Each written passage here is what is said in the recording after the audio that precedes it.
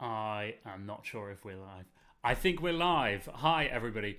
I hope you can all hear me. I hope you can all hear my keyboard. Actually, I can't hear my keyboard now. That's a concern, but that's okay. We can get by without it even. So let me know you can all hear me.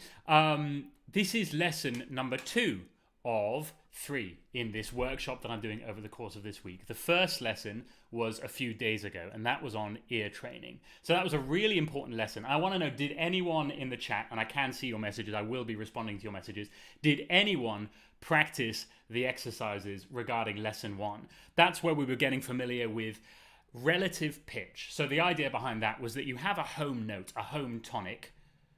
All right, people can hear you. That's good. Okay, good. We have a home tonic. 1, 2, 3, 4, 5, 4, 3, 2, 1. We'd learn all the relationships. If the home note was 1, then it would be 1, 2, 3, 4, 5, 4, 3, 2, 1. Or do, re, mi, fa, so, fa. So I'm really bad at solfege, but I know it's a really valid technique for some people. Do, re, mi, fa, so, fa, mi, re, do. And you can even go all the way up to 8, or that would be 1 again because it's an octave. It's the same note. So 1, 2, 3, 4, 5, 6, 7, 1, 7, 6, 5, 4, 3, 2, 1. Or you've got do, re, mi, fa, sol, la, ti, do. Like the Sound of Music. I prefer numbers because that's how my brain works. Some people prefer the syllables. The syllables trip me up.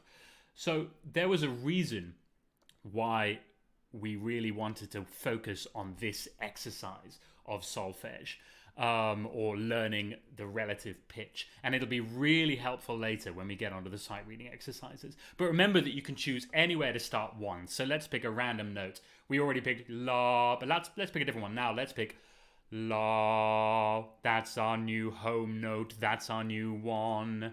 Well, now we can find new relationships from our new 1. We can go 1, 2, 3, 4, 5, 4, 3, 2, 1.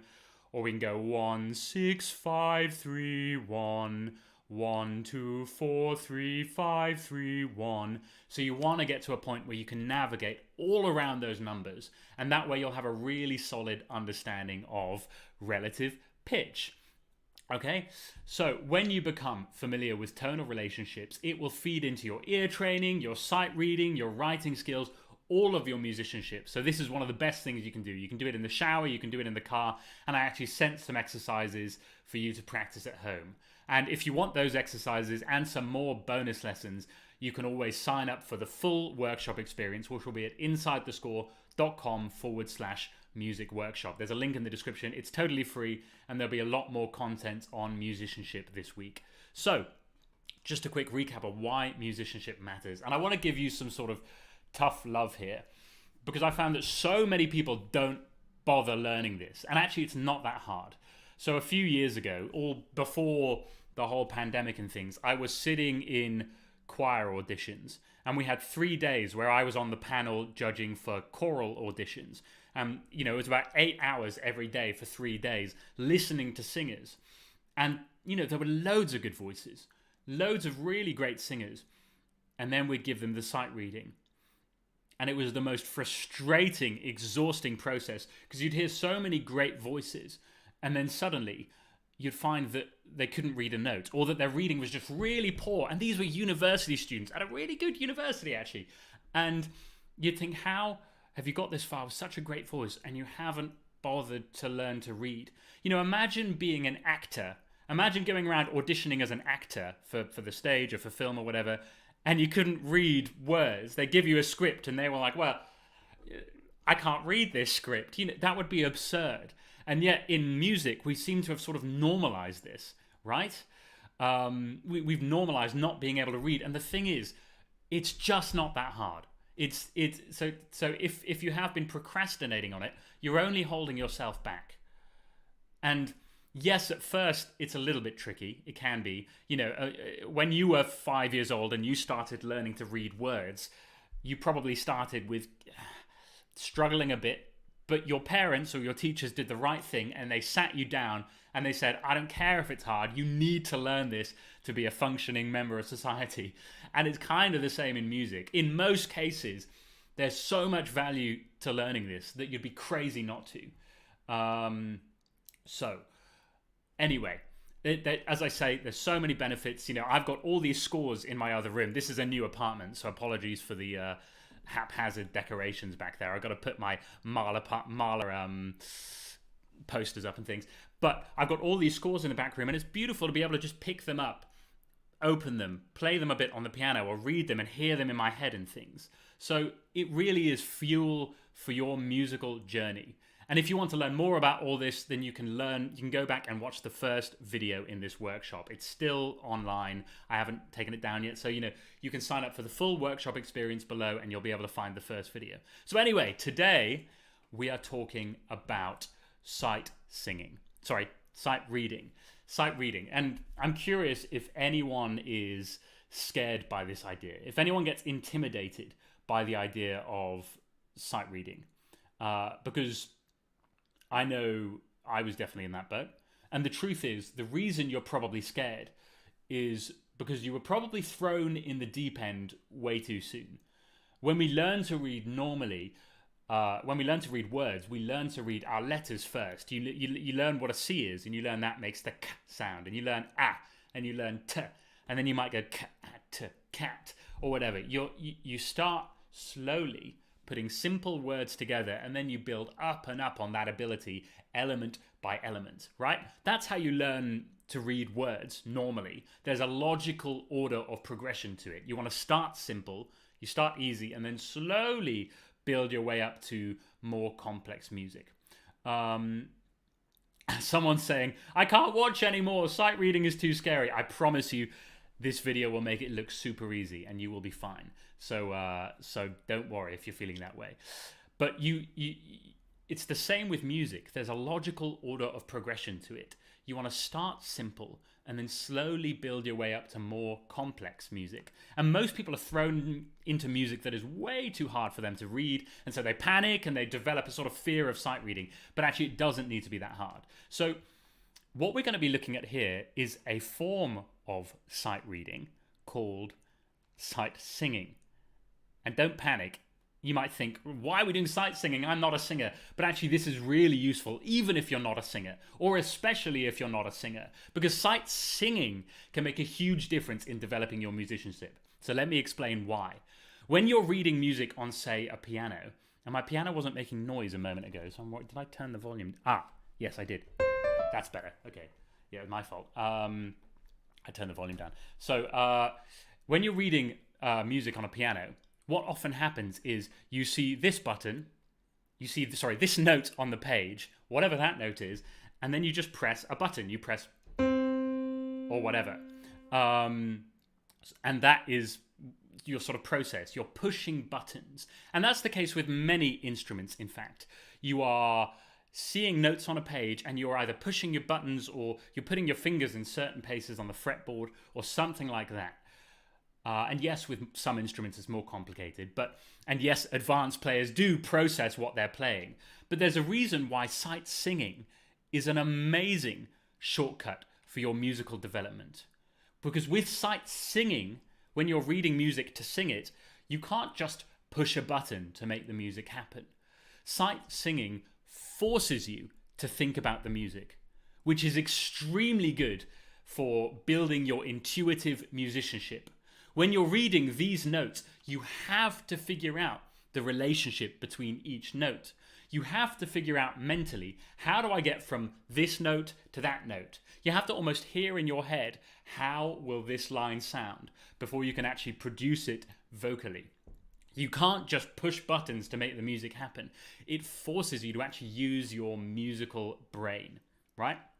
And the more you practice this, the faster you'll get until you find you can read more advanced music at speed. And when you are at that level, you will just understand these relationships between notes instinctively. So that's why sight singing is so important. I'm just curious what the comments have said.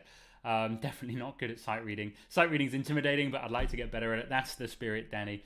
And nice. Lovely. Okay. When you get more advanced at sight reading, you can even start looking at the music vertically. And what I mean by that is, you can start looking at the music. Let's take this bit and looking at your part. or even listening for your part if you've only got a single part.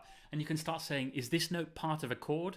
Maybe it's the third in a D major chord. Maybe it's the fifth in a D major chord or something. So you can start thinking, which note of the chord is it? And how should I tune this with other parts? So this skill with sight singing, with thinking about how the music actually works, thinking about the relationships of the notes, it's actually really valuable indeed, because you're learning about harmony as well as simply reading melodies. You're not just training to read, you're learning how to mentally process music and even hear it in your head. Before you even make a sound, you can hear it in your head. That's when you know you're really getting somewhere. It's about learning to process and make sense of music, which is a lot more than just being able to read. And as I say, a cool bonus of this skill is when you start to strengthen your sight singing, you'll find that you can look at a piece of music and you can hear it in your head. It's a bit like reading words. You know, when we first learn to read, as I say, we're going cat, the cat sat on the mat. But eventually we can just look at that line and we can even hear in our head, the cat sat on the mat. We just hear it read out inside our brain. And it'll be the same with music, that you will get to a point where you can absolutely simply look at sheet music, hear it in your head, without needing to even sing it, even with more complex scores like, you know, a Beethoven symphony or something. So sight singing is probably my most valuable skill for learning to mentally process music, which is key to developing rock solid musicianship. So there are 4 different stages to learning to sight sing. And I go into all 4 of these stages in a lot more detail in a bonus lesson, which I will be sending to the workshop members. The workshop is free. There's a link to join below, but I'll be sending that as a bonus video. We're not going to cover all 4 today. It's totally free, and it means I'm just going to be sending some bonus content, some free exercises for you to practice what we talk about in the lesson. But the point is, as you build on your sight singing, you want to approach learning it from multiple different angles. You want to make sure you've covered all your bases, because sometimes when you're reading music, you want to rely on one technique, and sometimes you'll need different tools or techniques for different kinds of music. You know, the techniques you'll need for purely tonal music is different from the techniques you'll need for atonal music, or that sort of Schoenberg music. I've sung some Schoenberg music where you really need to mix and match between atonal and tonal techniques and things. So there are different stages to learning. But right now in this lesson, there's the link to the workshop, by the way, in case you want to join, completely free. Today, we're just going to focus on the simplest stage. And again, if you want to know about more about the other stages, sign up to the workshop. So I hope you practice the exercises from lesson 1, because they're about to become very relevant. Knowing your 1, 3, 5, 3, 1. That was not in tune, sorry. Now the keyboard's working. 1, 3, 5, 3, 1. 1, 2, 4, 3, 5, 3, 1, and so on. Once you've found your 1, your tonic, your home note, you want to know where every other number is in the scale. So you can even jump 1, 6, 1, 7, 1, 3, you know, all of that. You want to be able to just jump around, or even, you know, you get the point. So for some of you, this might come quickly. Others, it might take more practice, and that's fine. But make sure you do practice this, as these tonal relationships will feed into everything, especially in these early stages of learning musicianship. So let me show you how you can practice your sight reading at early stages. And I know some of you are more advanced, some of you are not. I'm just going dead simple to start with, okay? So here is our first set of exercises. Now notice there are no clefs. There's no sense of what notes these might be. Is it a B? I don't know. Is it a D? I don't know. There's no clefs here, and there are no key signatures either. We're not going to worry about those things just yet. They can come later. All we need to worry about at this stage is our tonal relationships. That if this is note 1, then it's just 1, 2, 3, 4, 5, 4, 3, 2, 1. That's all we need to know at this stage. Or if you prefer, do, re, mi, fa, so, fa, mi, re, do, all of that. So if you can learn to do these exercises well, then suddenly you'll find that you can read music more easily in multiple clefs. In treble clef, bass clef, alto clef, tenor clef, whatever, it doesn't matter. Even soprano clef, which is almost obsolete, but I've had to read it, and this will help you. And you know, there are multiple phases to learning the skill, but this is phase 1, and this will get you hitting the road quickly. So let's take a look at some of these exercises together, and please do sing along with me. As I said in lesson 1, it makes such a difference when you actually sing with me. So the way this works is we're not going to worry about key signatures. We're not going to worry about clefs. We're just going to choose our note, note 1, and you see this big black arrow here. This big black arrow here is telling us where our tonic is, where 1, where do, where our home note is. So in this case, the black arrow is on the middle line. That means the middle line is note 1. The middle line is the tonic. So this note is the tonic. That would mean that this note is number 2, this note is 3, and then 3, 2, 1 again. So nice and simple. And there's one more thing I should say. These black notes with a stem, they are worth 1 beat. And these hollowed out white notes with a stem are worth 2 beats. 1 beat, the white notes are 2 beats. Normally I would take more time to talk about rhythm, but as this is a sort of live YouTube lesson, I didn't want to get into well, you know, we can cover that quickly. So let's say that this is our tonic.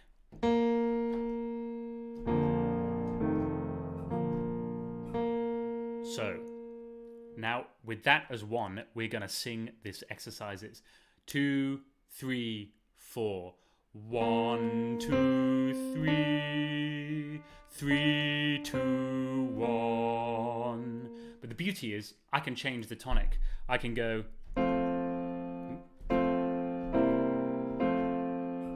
That's our new tonic. So now I can go 3, 4.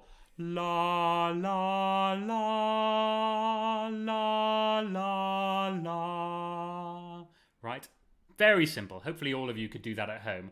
Pretty easy. And in solfege, that would be do, re, mi, re, do. So let's move on to this one.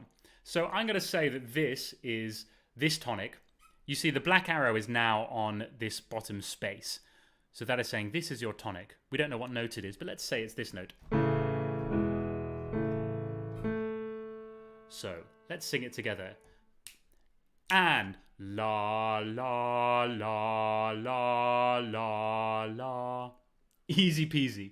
In fact, I won't even bother doing that a second time because that one's very easy indeed. So let's look at number 3. Okay? Let's say our tonic is this note. All right, are we ready?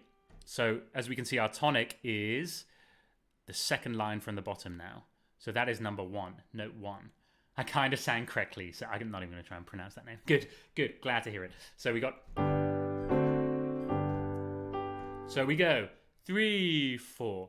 La, la, la, la, la, la. Now let's try it with... I'm going to do numbers first and then solfege. So 3, 1. 1, 2, 3, 2, 3, 3. I don't know why I did that an octave down. Pressure of the moment. I don't know. I'll do that again. 3, 4. 1, 2, 3, 2, 3, 3. Now let's do it in solfege. But I'm also going to change the tonic. So it's... So that's still the tonic, second line from the bottom, but we're starting on this note. 3, 4. 1, 2, 3, 2, 3, 3. Right? Got it. And now, sorry, I said I was going to do solfege, wasn't I? So let's do it again with solfege. 3, 4. Do, re, mi, mi. Okay? Nice and easy. And this last one, this is a little bit different. Why is this different? Well, you see the tonic is this... Oh, the bloody slide thing's in the way. But the tonic is the second space from the bottom. Okay? But the note we're starting on is 2 notches above that. So let's say this is our tonic. That's our tonic. But the note we're starting on is 1, 2, 3, 3, do, re, mi, mi. We are starting on mi, or 3. So that means we need to look at it, say, there's our tonic. Now, how do we get to our tonic to mi, do, re, mi? If this is our tonic, we got to think in our head, do, re, mi, or 1, 2, 3, and then we can start. So here's your tonic. And now hopefully all of you in your head are thinking, do, re, mi. So here is your tonic, and I'm going to count you in, and we're going to sing it together. 2, 3, 4. La, la, la, la, la, la. We'll do that again now with numbers. So you're thinking 1, 2, 3, 3, 4. 3, 2, 1, 2, 2, 1. Right, and last time we'll do it to do, re, mi. So let's go. So now you're thinking do, re, mi. You're finding mi, and now you're gonna go 3, 4. Mi, re, do, re, re, do. How's that? Right? Did people get on with that? I'm going to move on to some more exercises, but let me know if this is making sense or if you have any questions about this. I'll start on this next ones, which are a little bit longer. So again, here we go. Our tonic is bottom line. So this is a little bit longer, but pretty straightforward still, I think. Let's just do a couple of these and then we'll move on to go a little bit deeper into things, all right? So if this bottom line is our tonic, I'm craving that 251, yeah. Sorry. Bottom space is our tonic. And we start on note 1, or do. So that should be pretty easy. This time I'm not going to give you any help. We're going to jump straight into it with numbers. Whoops. So.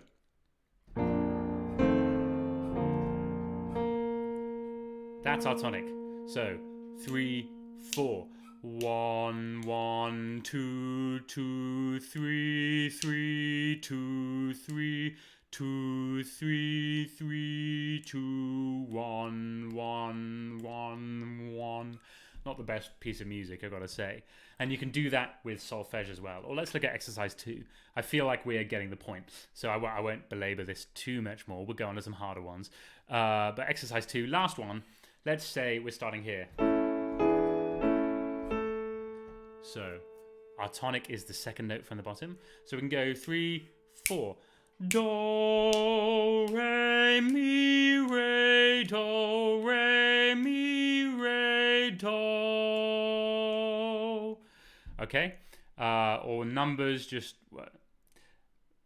So, Dante says, what is a tonic? I explained this in detail in the lesson I put out on Friday on tonal relationships. But the tonic is the home note. It's note number 1.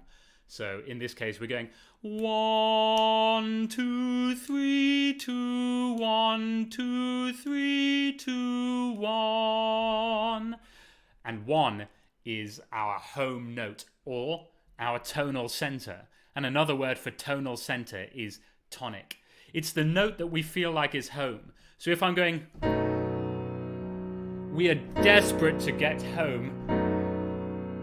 And finally, we feel like this is our home note, right? This is our tonal center, our tonic. So this is the note from which every other note, to which every other note relates. Every other note has a tonal relationship with our home note, our tonic. That's what a tonic is. So the tonic is actually the root note, I would say, not just the root chord.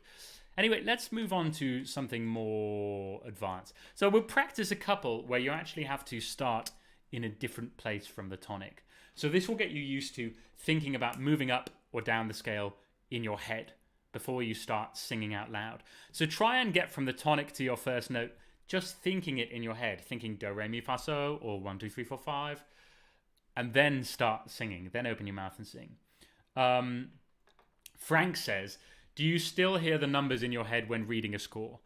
No, it's a tool to get familiar with the tonal relationships, and it's a very good tool. So is solfege. It's the same kind of tool, essentially. It's a tool for learning to understand the relationships between the different notes. But once you've reached a level of fluency you don't need it anymore. You can let go of it. A bit like learning to read. At first, you want to know that every letter goes cat, rag, and eventually you don't need that anymore. You develop a level of fluency where it doesn't matter. So, we'll talk about clefs later. Lady Macbeth of Mtsensk. Dark, isn't it? Okay, so let's look at number 1. So, which note, and you can write in the comments, this is the tonic. The black triangle is pointing the tonic, our home note, and it's the bottom space. So how many notes up is here? I'll give you 5 seconds to write an answer, although obviously I'll tell you, and there's a bit of a delay between me speaking and you writing. So that is, so if this is our tonic, that is 1, 2, 3, 4, 5. That's our note 5. And if you want to jump up there quickly, it might even be worth memorizing a song. Again, just a tool. It's just a crutch. You don't want to have to always think of songs, but it can be helpful to think, how do you get from 1 to 5? Maybe it's...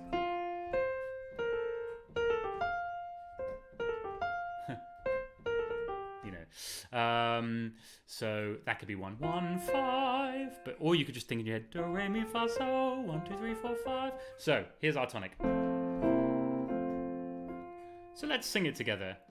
I'm just going to sing it to the syllable la right now. 3, 4. La, la, la, la, la. 1, 2.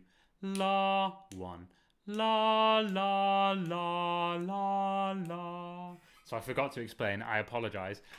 These rests, this line above the staff, sorry, above the line, this big block above the line is 2 beats rest. And this squiggly line here is 1 beat rest. So that means just don't sing for exactly 2 beats. And the squiggly line means don't sing for exactly 1 beat. All right, so let's do that again. Now to numbers. So think how you're going to get to 5. If you're starting 1, find your way to 5. And let's get ready to sing. 3, 4. 5, 4, 3, 2, 3. Off. 2, 2. 3, 2, 1, 2, 1. Right? Now let's try solfege, but let's try on a different tonic. Here's our tonic. So we got to think do, re, mi, fa, so. We got to find our way up to note 5. And now we're going to go. So here's our tonic one more time. 3, 4. So, fa, mi, re, mi. Re, mi, re, do, re, do. How did people get on? That was okay. And bear in mind, if you're signed up for the workshop, link in the description, I will send you these exercises, right? I will actually send you these so you can do them at home, okay? And I'll even send you sort of answers if I can produce them so that you can actually hear what the right answer is. So now let's try number 2, okay? So our tonic is now... And we got to find 1, 2, 3. We got to find note 3. This is note 1. And we got to find note 3. So we got to go do, re, mi, or 1, 2, 3. So do it in your head. Find 1, 2, 3, or do, re, mi. I'm not going to sing it because I don't want to give you the answer all the time. So do, re, mi. I'm going to start with numbers first because that's what I do. So 3, 4. 3, 3. 2, 1, 1, 2, 3, 3, 4, 5, 5, 5. Okay. How's that? Yes, sorry, French people. It is weird because some cultures in Europe actually call the note names do, re, mi, fa, so, but that's why I prefer numbers. Anyway, so let's try a different tonic. Oops, I got too many wires in there. We're going to do number 2 again, but this time to solfege. Hope I'll get this right because I'm dreadful at solfege. I just find it so confusing. But just for you guys, solfege. So you're thinking do, re, mi to find your first note at mi. do, re, mi. All right, ready?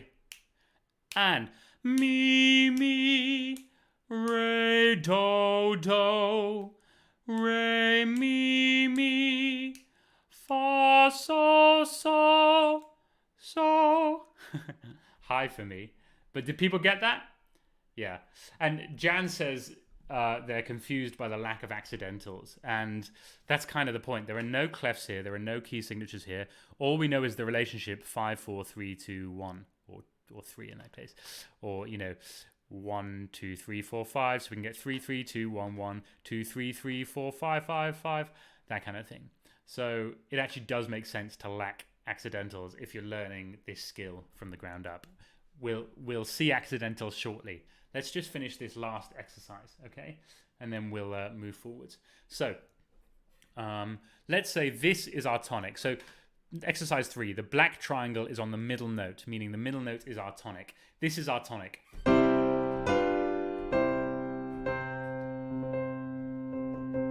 That's our tonic. One more time. I'll do it down here.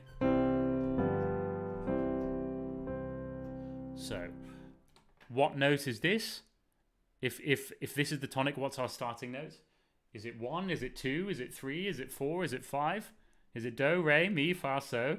What note is that starting note? If this is the tonic, the middle line, what's our starting note? Is it 1, 2, 3, 4, 5?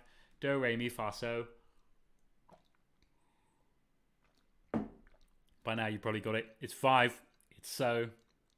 So if this is our tonic, we've now got to go 1, 2, 3, 4, 5, or do, re, mi, fa, sol. So, let's sing it together. Okay, 3, 4. La, la, la, la, la, la, la, la, la, la. Okay. So let's do that now with solfege. No, sorry, with numbers. I want to do numbers first. So now you're thinking 1, 2, 3, 4, 5. You found 5, and now we're ready to go. 3, 4. 5, 4, 3, 3, 2, 1. 2, 2, 1, 1. All right, now let's try it one last time with solfege, okay? So, actually I'm going to change key because I keep giving you the answer and I don't want to do that. So, let's do this key. So now you got to find do, re, mi, fa, so. You're finding it. There's your tonic. So you find note 5 or so. Ready? 3, 4. So, fa, mi, re, do, re, do. Almost got tripped up there. I'm not so used to solfege. I always learn with numbers. But as I see in the chat, some people adore solfege, and rightly so. So, I think we've got the idea of this. So, you get the hang of it. And ideally, you'd want to do these kinds of exercises until you're really comfortable with it all.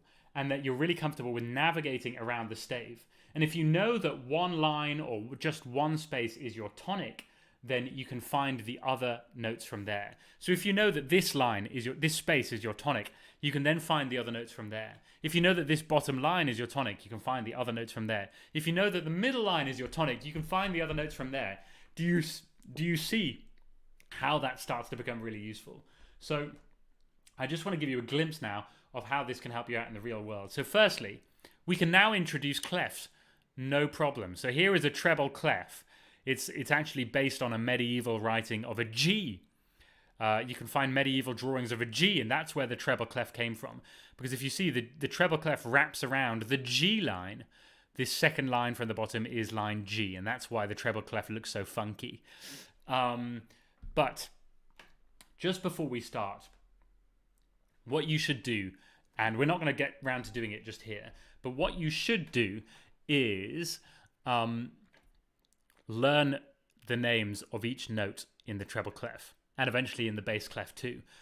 And It sounds like it'd be hard, but it's actually easier than you think. The way I do this in my program, the way I do this is with flashcards. You can have a flashcard where it's just this note on the F line, and you'll be like, oh, that's F. Flashcard with this note on the G line, oh, that's G. And then you can mix them up, so you're just seeing a random note, and you'll know that's F, that's C, that's D, that's E. And you will learn it in a day. You'll learn it in an hour.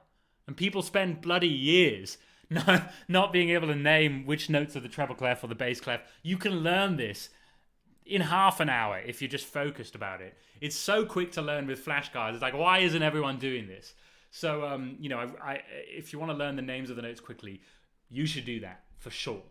But let's just have a quick look at this. So, again, we're not doing key signatures yet because I don't want you to worry about what those lines are. But imagine the key signature was here. So this is the tonic. This is the tonic now. Our tonic is F. And so now we're going to sing the relationships 1, 2, 3, 4, 3, 2, 1, 1, 2, 3, 4, 5, 4, 3, 2, 1 with this F as our tonic. So again, we haven't introduced key signatures just yet. And so if you're more advanced, you might find that a bit odd, but there is a reason behind the apparent madness. So this is our tonic. And so let's begin this exercise just as we did earlier, okay? So 3, 4. Wa la la la la la la la la la la la. Now let's try it with numbers. So all right, so 3, 4. 1, 2, 1, 7, 7, 1, 2, 3, 4, 3, 2, 1. Reminds me of Abide With Me. Ya da da dee dee dee, abide with me. So let's try this one. And actually, just to make a point, I'm going to do it in E flat.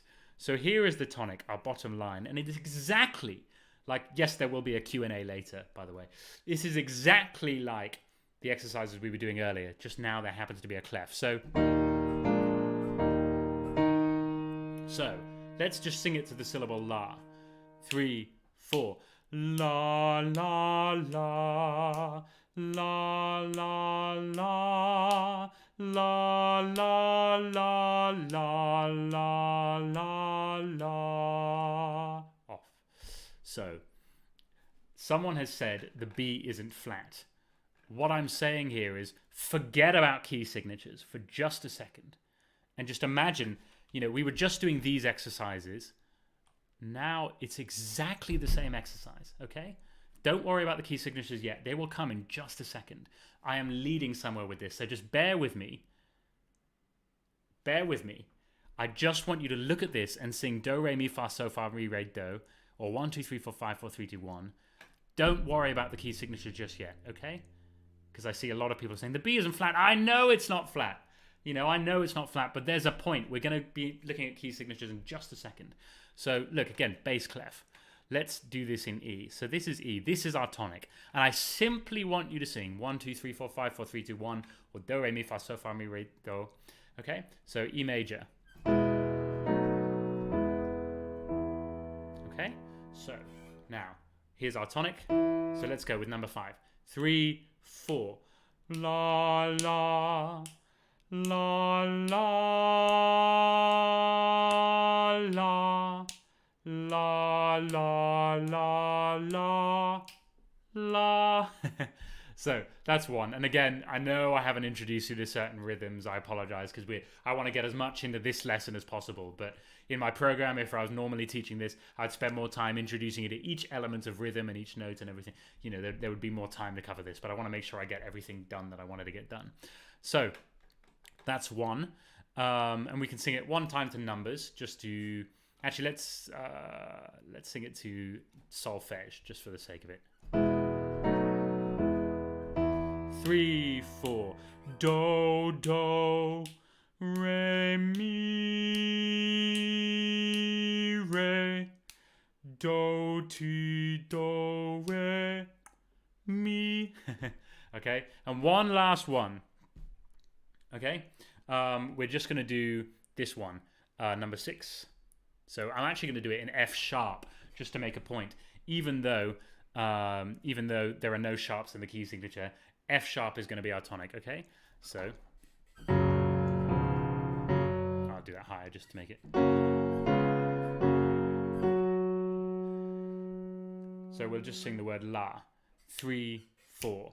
La la la la la la la. La la la. So that goes a bit further than we have actually gone in this lesson, because we're going down below the tonic, and that's a skill that normally I'd build up to with a bit more time as well. And also there's some funny rhythms there, but you're starting to see the point. So of course we can go further than this. We can now get key signatures. So ideally at this point you have learnt every line. You know what every line and space is in the treble clef. You know that that's an E, that's an F, that's a D, that's an A, whatever. And the same with bass clef as well. Ideally you will get to that point, and you can learn this in half an hour if you use flashcards. That's how I teach it in the program. So you know, but there is a trick now where we can go straight from here to reading in any key and any clef, as long as it's tonal music. As long as it's straightforward tonal music, we can suddenly, once we practice these exercises, be able to read in any key and any clef. Let me show you how. I don't know how to answer that comment, sorry. So, firstly, let's look at sharp key signatures. So, the rule with sharp key signatures is the space or line immediately above the final sharp is the tonic. So if you look at this, there's 2 sharps in the key signature. 1, 2. This is the final sharp. Now the space immediately above that is the tonic. That means that this line, you know, the second line from the top, is the tonic. Well, what note is that?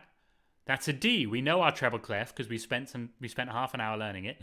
So we know that this is a D. Every good boy deserves fudge. You know, it's a good crutch, but only until you learn fluency. So we know that this note is a D. It's one notch above the last sharp in the key signature. It's a D. But because we spent half an hour learning our treble clef, we also know that this bottom line is a D too. So that must be our tonic. And a notch above the final sharp is a D. So this bottom D is also our tonic. Okay? So here is our tonic. So 3. Let's all sing it together. And now let's just sing it to the word la. If you really want to, you can sing it to numbers or to solfege too. But here is our tonic. So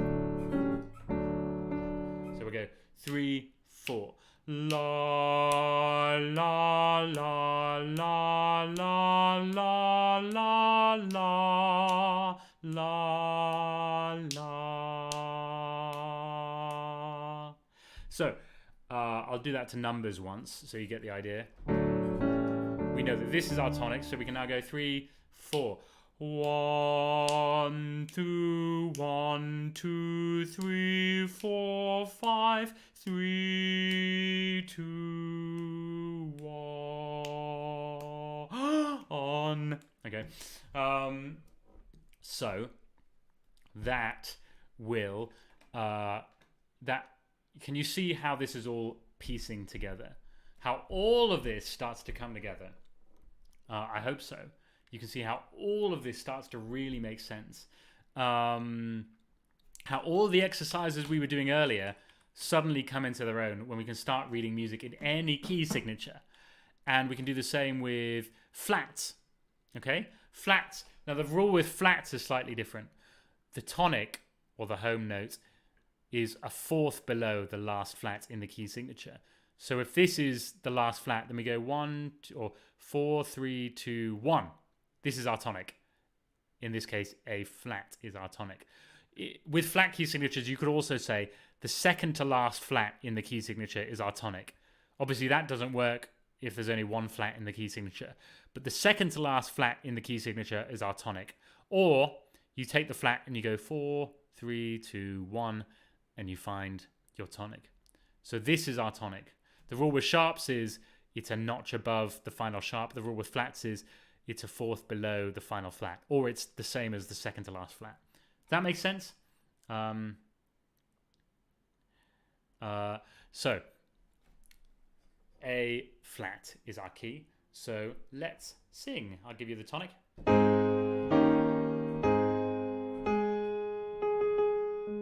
So I'm going to sing to bar because someone has rightly said that la is a solfege note. So I'm going to sing this to bar just to sound like an idiot. So 1, 2, ba ba ba ba ba ba. Ba ba ba ba ba ba ba ba. Right? You see how simple it suddenly becomes to read any kind of tonal music in any kind of key. And you can get more complicated than that as well. Look at this key.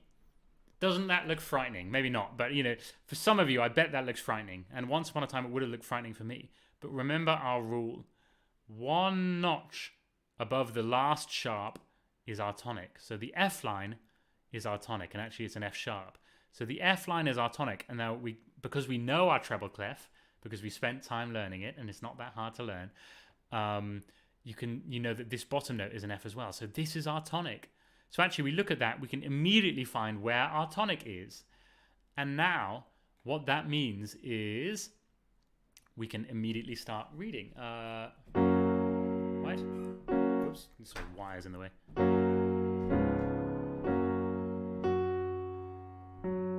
So let's just sing to bar.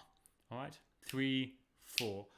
Ba ba ba ba. Ya ba ba ba ba ba ba. All right.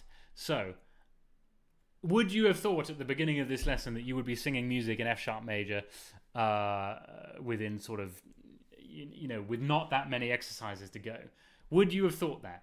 But you can start to see how, and remember, this is only phase 1 of the whole process, but you can start to see how you can quickly start reading music in all kinds of different keys, or at least quickly start sight singing music in all kinds of different keys, knowing these rules.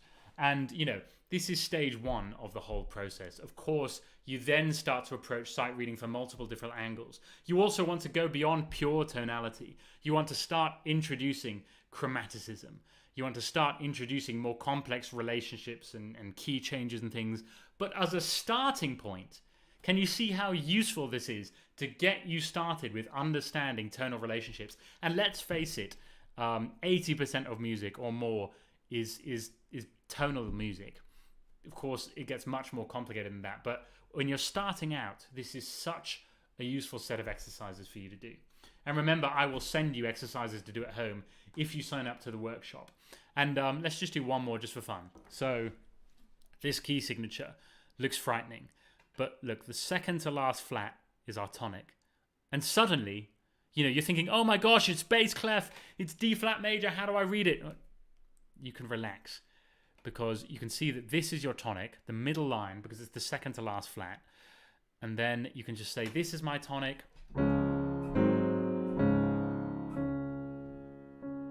So then you can start going 3, 4. Ba ba ba ba ba ba ba. Ya ba ba ba ba ba ba. Off. So once again, we've looked at some music in F sharp major now. We've looked at some music in bass clef and D flat major, but the same rules apply in this sort of phase 1 of learning to sight sing. And again, I'll be going through all the other 4 phases of learning to sight sing as a bonus video in the workshop, just for those who sign up. So you can sign up in the link below for the free music workshop.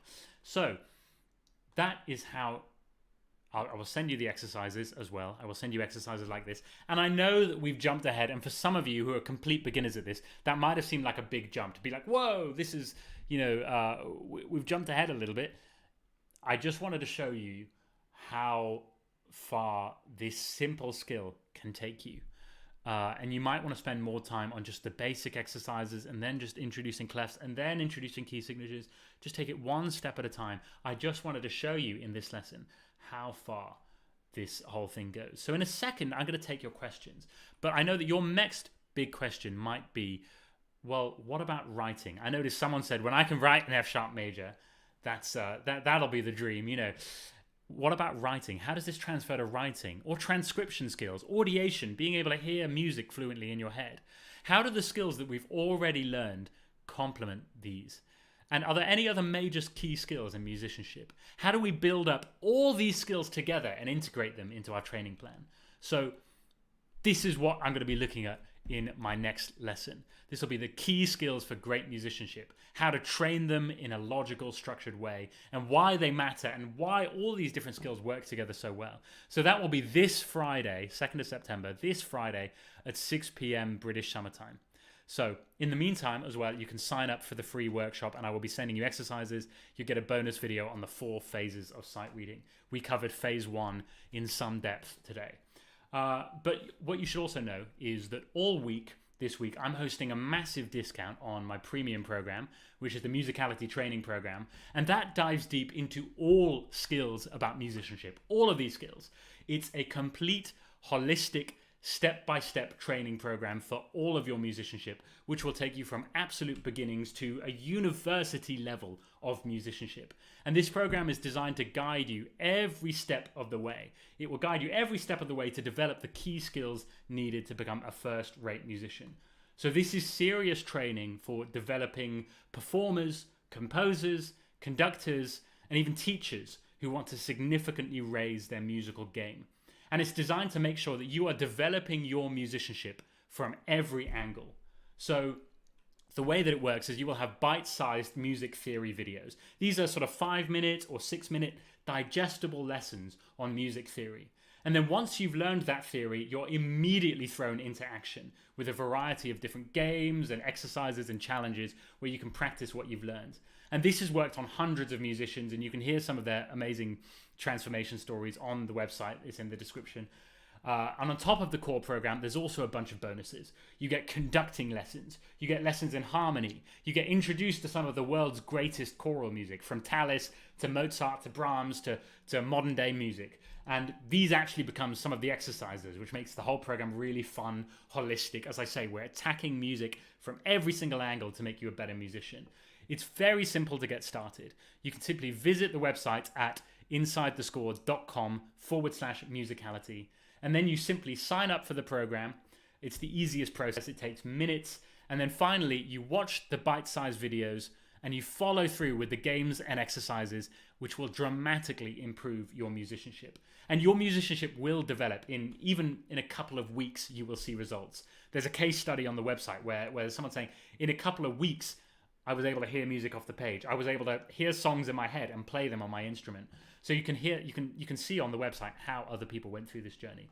So just remember, if you want to become a confident musician, you need to take your training seriously. Don't mess around with it. And if you want to transform your musicianship, if you want to develop great ears, great sight reading, writing skills, then your next step is to go ahead and get registered for this program. And as I say, I am giving a 40% off discount for this week. So it's a great time to get it. Well, I've got this sort of back to school special for the rest of this week. So there we go. I'm really excited about this program. I put my heart and soul into it over the pandemic, and I know that it will help a lot of you to develop your musicianship.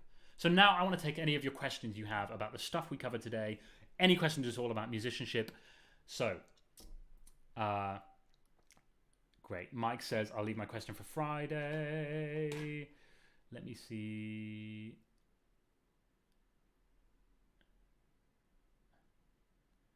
No questions yet. I'll just give it another 10 seconds because I know YouTube takes a second to do its thing. Is it helpful practicing the intervals up to more than 1 octave? Yes. So that's a more advanced question, which I didn't want to cover today because I know we got beginners with us. So let's look at this.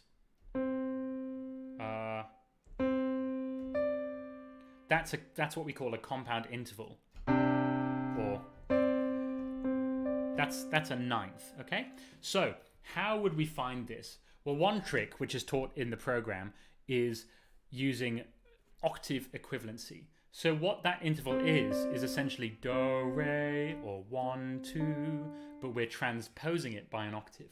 And there are exercises which you can practice that in the program. So you're going 1, 2, 1, 2, and there are different ways you can approach that. But yes, when you're practicing those intervals, what you're really practicing is leaping up and down octaves.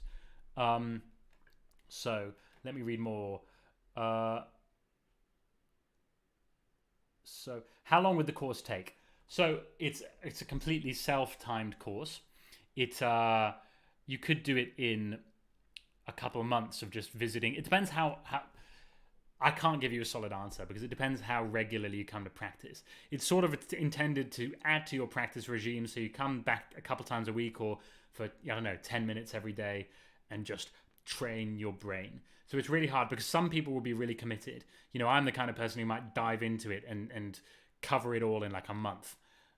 But some people might want to spend, you know, a long time just letting it sink in. Everybody will learn at different speeds. And so I cannot tell you how long it will take exactly. But there's plenty in there. There's a lot in there. So you won't be done in 1 week. Don't approach it with that attitude. Approach it rather, I want to develop my musicianship to a high level, and I'm willing to just incorporate this into my sort of practice. Should we sign up another time? The benefit of signing up now is there's a big discount on until next week. So, you know, there is that. Yes, JP, I made a mistake with a bonus content thing, and I'm going to fix that. Sorry about that. Someone told me an email today. All right, I've answered that. Sorry about this. Do you think that sight singing is a good tool for learning to hear complex harmonies in your head? Said Jan. Absolutely, I do. Yes, I definitely do. Not just sight singing, but musicianship in general. Because when you know that if this is 1, when you know that 3, when you know that 5, when you know 7, you know 9, or whatever, you know, you can start hearing all these complex harmonies, basically. And the same with reading as well. When you look on a page, you can start piecing it together. So it's a mixture of sight singing and learning to train your ears, learning relative pitch, and learning audiation. All of which are skills which we take on in the musicality training program. But yes, it's essential. I mean, it's absolutely essential. A conductor can pick up a score, look at it, and hear. Even across multiple instruments, you have the woodwinds, you have the horns, the brass, strings, and you can look at it and you can hear what they're doing because you can see what the harmony is. So yeah, it's essential. And you're not going to get that from one lesson, of course. It takes training, but still. Yes, wannabe Votan. The course is structured with practice guide. Actually, wait, it depends what you mean by that. It depends what you mean by that. The idea behind it is you simply watch the next theory video, do the exercises, and there are lots of different exercises. So you'll learn a bit of theory, and then you'll learn to read that theory. You'll learn to write it. You'll learn to hear it. So there'll be reading skills, writing skills, ear training skills after the theory video. And so the practice regime is simple. It's simply watch the next video, go to the next step of the course, do the exercises, watch the next video, and you will naturally improve. So that's my answer to that, I guess. Mr. Rich, there are exercises for instruments in the program. However, it's not a key part of it. The point of the program is learning to develop your musical brain. Having said this, so what we looked at today is phase 1 of learning to sight read. And that is sort of an instinctive level of matching relative pitch with what you see on the page. But after a certain point, you need to learn what each note on the page is. And you need to learn... So you're learning what each note on the page is. So you can look at a page and say, that's a D flat, that's a C, that's an A flat. But you also say, that's note 4, that's note 3, and that's note 1. So your brain is working at 2 things at once. It says, I understand what each of these notes are on the page, but I also understand how they relate to each other. So as you develop your musicianship, you will also be developing your ability to read on other instruments.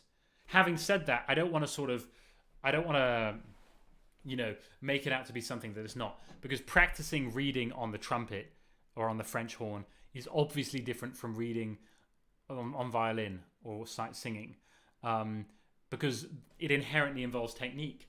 With trumpet, you have to know which not only which buttons to press, but which overtone you're on. With horn, you have to know how to move your fist. And with strings, you want to know which string to play on. And there's a lot of sight reading things which are unique to each instrument. The musicality program does not cover that, but it is all about developing sheer, rock solid, university level musicianship. That's the point of it. Jean-Luc, I wasn't planning on purely covering rhythm. Rhythm is covered in immense focus in the musicality course. The exercises we do on rhythm are crazy in the musicality course. In fact, I wanted to give you such challenging rhythm. Of course, we build it up from very easy building blocks, but I wanted to give you such challenging rhythms that almost anything you do in real life would seem easy in comparison. So, but on Friday, rhythm wasn't going to be the main focus, I'm afraid. But remember, the musicality program is protected by a 30-day guarantee. So you can always try out the musicality program, try out the rhythm exercises there. And if they're for you, that's great. And if they're not for you, you can take advantage of the guarantee. So there's that option too if you really want to train your rhythm. There's a lot of rhythm exercises that I'm really proud of in the program. I have a problem when trying to pitch the voice an octave higher or lower. You know what though? So this is FM 42. Some of this is learning to pitch an octave higher or lower. Sometimes it's just practice. It's sitting with a piano and just doing it again and again until it begins to sink into your muscle memory. Like I remember, weirdly enough, none of my family are musical. I mean, my mum, my dad, my sisters, they're not musical at all. And I remember once being on vacation with them in Cornwall and trying to get them to simply match pitch. I would go la, and I'd say sing la, and they go la, la. And at first I found this kind of funny because it's so bizarre to me. But then over the course of a few days of sort of coming up to them and annoying them with that, they'd begin to get it. And even them, who they weren't musical at all, they begin to understand, and it began to sink into their brain, and it began to sink into their muscle. So sometimes that kind of thing is just simply practicing it. And you can practice that at home. You can practice, ideally, if you have a keyboard, so you can actually check your answers as you practice it. Lovely, Jan. That's lovely to hear. You're in your fourth year studying music. Because of the whole COVID situation, I'm lacking quite a few things that it's really worth training, because you'll start getting paid for work. You'll start being able to sort of lead. You'll start being able to go so much further with all things music. I can't express just how much these skills have helped me through life. Jesse has recommended some apps, and it's great to use apps in your training. But the important thing is you want a holistic training. You want training that takes all of your music theory, your rhythm, your notes, your relative pitch, your interval training, learning to sing chromatic music, not only learning to sing, but learning to play, learning to tap rhythms, all of it. And you want to build it up step by step. And you want a holistic training which captures every angle and then introduces real choral music, real life, real world music at levels of different difficulty, which you can sing at home. What I've prepared in this program is absolutely holistic, so that apps can absolutely be helpful for learning the process. But what I've prepared, it was meticulous, and it took me a full year of pandemic to put it together, and it was exhausting at times, but I'm really proud of it because it is holistic. So great. Anyway, Jan, you're right. A lot of musicians do never get that, but they don't know what they're missing. And hopefully I've expressed over this lesson and the last lesson what we're missing. Sometimes I have problems understanding the intention of the composer, but can play the notes correctly. Is the extended course approaching this? I mean, that's a sort of complex question. I don't know. ever know what the intention of the composer is beyond what's written on the page, it's down to us to interpret then what's written on the page. I think these skills can really give us a deeper, almost physical understanding of the music, of the melodic line. Where's it going? What's it doing? Where's it rising up? You know.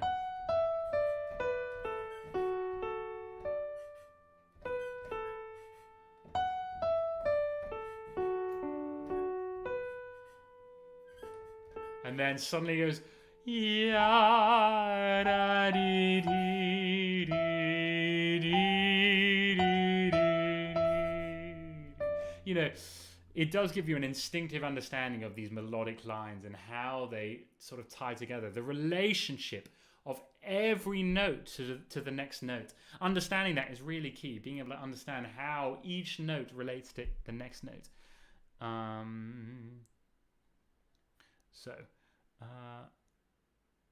Frank says, when I sight read the note, I read the note names, but I don't immediately remember that's the subdominant. The thing is, that will become more intuitive over time and practice. That will become more intuitive. So don't worry if that's the case, because I've definitely reached a point now where that's my main method of sight reading. If it's tonal music, is seeing that's the subdominant, that's the dominant, that's the median and things. But it takes practice and it takes constant exercises which will train that. And that's what I've tried to do in this program. That's what I've tried to do in this lesson here today. So, improve our musical memory. Good point. How do we improve our musical memory? So, I'm sort of talking about that a little bit in lesson 3. But one of my favorite exercises for that is transcription. So I'll play a musical line. Maybe it'll be that. And then, once I've played it, you have to write it down on paper. And this trains so many things. It proves that you know your theory because you have the lines in front of you and you can write it down. You know what notes you're hearing and so on and so on. You know your relative pitch. You understand the relationships. You know your rhythm. But also, it trains your musical memory because you're having to remember the line that was 3, 2, 1, 6, 5, 3. You know, you're having to remember all of that. And so you are developing musical memory. So, again, this is covered extensively over 13 modules in the musicality training program. So your musical memory won't be able to help but improve. So, yes, so, oh gosh, sorry, my chat suddenly bounced. It just jumped. Would this course benefit someone who's already intermediate? Absolutely, yeah. So the first 3 or so modules I would call beginners modules, but then modules 4 to 9 are actually intermediate. And I would wager that a lot of music undergrad students in a lot of the world would find modules, even module 4 onwards. You know, some of the rhythm exercises in modules 4 and 5, even then, they're kind of fiendish. They're kind of difficult. And that's a good thing, by the way. Difficult is good because it means you are challenging yourself to improve. So absolutely it's good for someone intermediate. I started thinking about this program when I was training for a master's degree in conducting, and for that you need red hot ears. I was going to say shit hot ears to really be able to do a master's in conducting. And I thought my ears aren't good enough, so I started doing the hardest exercises I could invent, and that's sort of the foundations of this program. Is based on that experience. So if I was training for that, then yes, it's good for someone who's already intermediate. And of course, you can always try it out. And if it's not for you, you can take advantage of the guarantee. If I train 30 minutes per day, does your RP dip if you don't flex? At the beginning, I'd recommend flexing it each day until it becomes familiar. But it's a bit like riding a bike. Like, I haven't ridden a bike in a couple of years now because I live in a very walkable town. But if I were to ride a bike, I might wobble for a few minutes, but then I'd pick it up real quick. Or driving a car. When I went to live in America, I didn't drive a car for 2 years, and then I came back, and I was still there. Now, when I was learning to drive, if I were sort of 3 lessons into learning to drive, and then I took a 2-year break, I'd have to start from square one again, I think. But once you've got that skill to a certain point, I think it sticks. That's my feeling. Although having said that, you know, music is a part of my daily life. So But I hope you get the point behind what I'm saying. You won't forget it, but if you're just starting out, then you might want to practice it until you get to a certain point.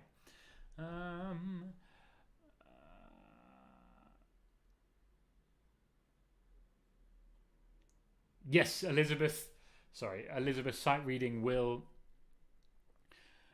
A lot of the exercises are designed intentionally to be unintuitive. What I mean by that, some people just start doing things by guesswork. They see it's like, and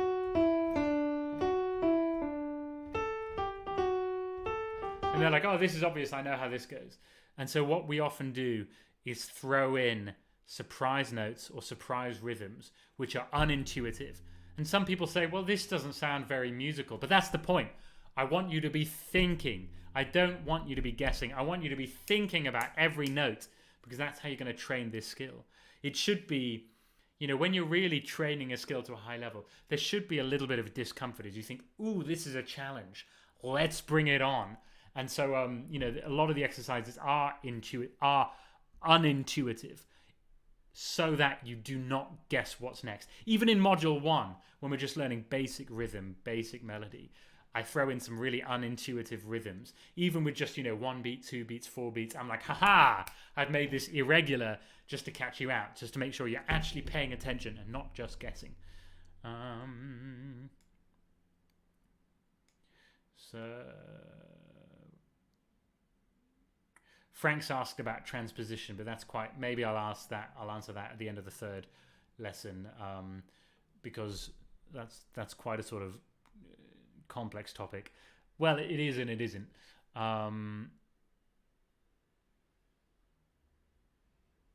But the whole point of transposing instruments, just to quickly answer, the whole point of transposing instruments is that they will essentially be able to play. He'll be able to transition from soprano sax to baritone sax and read the music in the same way. It'll play different notes, but it'll be the same music, and that'll mean that transitioning between fingering will be fairly easy. Yeah, makes it automatic. Sorry, I don't quite understand the question, to be honest. Anyway, Stephen, unfortunately, training perfect pitch, I've never known anyone who's managed to train perfect pitch. So if you're under the age of 6, then yes, you can train perfect pitch. But I don't think beyond that, I've never known anyone have great success. You can sort of know whereabouts certain notes are. You can know if something is a low E roughly or a high C, but I'm afraid that's not what I teach here. I teach relative pitch. If you're late to the stream, you can watch it again. I will be sending a link, and you can also find the link if you sign up to the workshop in the description, insidethescore.com/music-workshop. In fact, there you go. You can sign up for the full workshop, and you can also check out the full holistic step-by-step program there. So, Martin, it's with practice, and we'll be doing that. We'll be doing ledger lines and really high and really low notes in the program. So you can check out the musicality program if you want, and we do ledger lines there. So my voice is beginning to get a bit sore, so I want to stop soon. So I'll just take one more question or so. So Ballad, if you right-click on the zip file and you click Save As or something like that, you should be able to get the zip file downloaded. Someone else wrote an answer to that. Anyway, any more question, or shall I just say thank you and goodbye? I really enjoyed today's lesson. I hope it was valuable to you, and you can see just how it's easier than you think to learn these skills, but you need a structured, clear approach, and you need to build it up step by step in a holistic way. Stanley, how many hours a day should I try to put into the course? Whatever is sustainable for you. Whatever is sustainable for you. If 10 minutes a day is sustainable, fine. If an hour a day is sustainable, you'll get through it a lot faster and you'll improve a lot faster. But, don't go in saying, I'm going to do 3 hours a day, and then you can't keep up with it, because that might be demoralizing. Just whatever is sustainable for you. You do this at your own pace, whatever you find comfortable. All right. Thank you very much, everybody. I will be here on Friday, remember. Friday, 2nd of September at the same time. That was 6 p.m. British time. So thank you. Much love. That was really fun. I'm going to have some dinner now. And cheers. And good luck with all your musicianship. Good luck with all your sight reading. Bye-bye.